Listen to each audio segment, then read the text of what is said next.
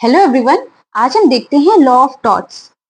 तो अगर law of tort की बात करें तो it is a system of laws which enables a person who has suffered harm और injury by the acts of another to claim damages in a civil suit.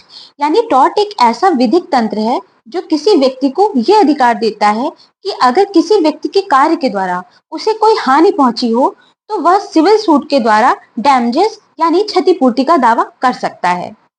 अगर law of tort के objective की बात करें तो इसका main objective होता है लोगों के लीगल राइट्स यानी विधिक अधिकारों की रक्षा करना।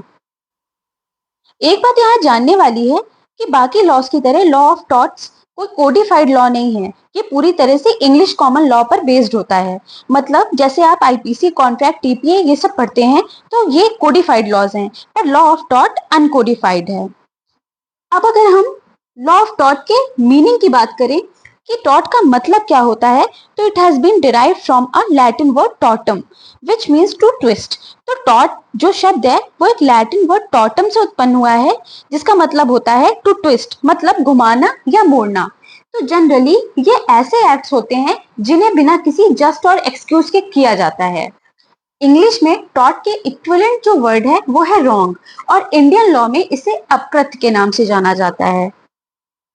अब एक केस है जय Lakshmi salt workers private limited versus state of Gujarat, जिसमें सुप्रीम कोर्ट ने कहा कि पूरा लॉ ऑफ टॉर्ट सिर्फ इसी मॉरलिटी पर बेस्ड है कि कोई भी व्यक्ति इंटेंशनली और अनइंटेंशनली किसी और व्यक्ति को क्षति पहुंचाने का अधिकार नहीं रखता। अब हम टॉर्ट की कुछ इंपॉर्टेंट डेफिनेशंस को देख लेते हैं। तो as per section 2M of limitation act, tort means a civil wrong which is not exclusively a breach of contract or breach of trust। तो लिमिटेशन एक्ट के सेक्शन 2M के अकॉर्डिंग टॉर्ट का मतलब होता है ऐसा सिविल रॉन्ग जो विशेष रूप से ना तो ब्रीच ऑफ कॉन्ट्रैक्ट है और ना ही ब्रीच ऑफ ट्रस्ट है। नेक्स्ट डेफिनेशन है सामंड की। तो according to Salmond it is a civil wrong for which the remedy is a common law action for unliquidated damages and which is not exclusively the breach of contract or breach of trust or other merely equitable obligations। तो Salmond के according tort एक civil wrong है जिसकी remedy है common law action for unliquidated damages. यहाँ unliquidated damages का मतलब होता है damages which are not predetermined but assessed by the court, यानी ऐसी क्षतिपूर्ति जो पहले से डिसाइड नहीं की गई है जिसे बाद में कोर्ट द्वारा डिसाइड किया जाता हो। जैसे हम कॉन्ट्रैक्ट में देखते हैं तो वहां पर डैमेजेस पहले से डिसाइड होते हैं कि अगर किसी ने भी ब्रीच ऑफ कॉन्ट्रैक्ट किया तो वो इतने डैमेजेस देने के लिए लायबल होगा। पर लॉ ऑफ टॉर्ट में ऐसा नहीं होता। यहाँ डैमेजेस कोर्ट द्वारा case to case as per the circumstances decide किए जाते हैं। अब हम अगर इस डेफिनेशन को ब्रेक करके देखें तो tort is a civil wrong, यानी टॉर्ट एक सिविल रॉन्ग है for which the remedy is a common law action for unliquidated damages, और जिसकी रेमेडी या उपचार है कॉमन लॉ के अंदर अनिर्धारित नुकसानी के तहत कार्यवाही करना। और ये ना तो ब्रीच ऑफ कॉन्ट्रैक्ट है, ना ही ब्रीच ऑफ ट्रस्ट है और ना ही कोई अदर मेयरली इक्विटेबल ऑब्लिगेशन, यानी कोई ऐसा दायित्व जो इक्विटी के आधार पर किसी व्यक्ति पर आरोपित किया गया हो। तो ये थी सामंड की डेफिनेशन। नेक्स्ट डेफिनेशन है विनफील्ड की। तो according to Winfield, tortious liability arises from the breach of duty primarily fixed by law। यानी टॉर्ट की लाइबिलिटी एक ऐसे कर्तव्य के उल्लंघन से उत्पन्न होती है जिसे प्राथमिक रूप से विधि द्वारा सुनिश्चित किया जाता है, यानी ऐसी ड्यूटी जिसे लॉ ने आपके ऊपर आरोपित किया हो।